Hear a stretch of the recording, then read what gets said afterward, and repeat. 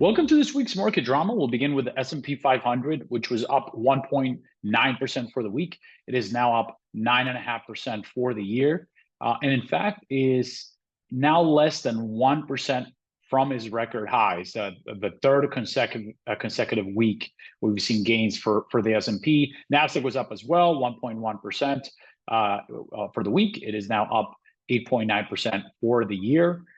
When it comes to what's driving a market action, it is earnings, right? 92% of companies from the S&P 500 have reported for the first quarter of 2024.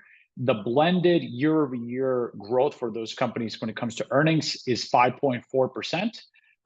If that holds, right, for the remaining of this quarter, it will mark the highest year-over-year earnings growth since Q2 of 2022, right? So strong earnings, but equally important, they're beating expectations, right? We've seen positive surprises to earnings, both in the number of companies and the magnitude of earning surprises, well above their 10-year average, right? They usually kind of outperform, but we've seen even more than they usually do. So that is really what's driving market action. And it's not only one or two sectors, it's several sectors that are contributing. On the opposite side of the spectrum, well, when it comes to economic data, in fact, is showing that the economy is slowing down a bit. Economic releases, both on the advanced estimate for first quarter GDP, purchasing managers index, the PMI index, April's jobs number, and then last week's jobless claims all indicate that the economic growth is slowing down a bit, is softening. And I think that's okay, right? In fact, the economy was growing above its potential GDP.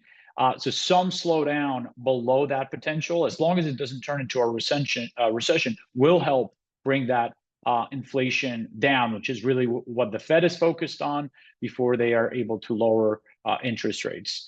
What's next week? We have CPI inflation data, retail sales data that will give us a good indication of how the consumer is faring. When it comes to CPI, the market's looking for a decline from 3.5% year over year to 3.4%. And for core CPI, which excludes food and energy, we're looking at, or the market's looking at, a tick down from 3.8 to 3.6. Right? So we see that this will be welcome news to the markets, considering we had a couple of inflationary data that showed that it was a little bit stickier than we originally, when I say we, meaning the markets, intended. So that's what's next week. Stay tuned. Thanks for tuning in.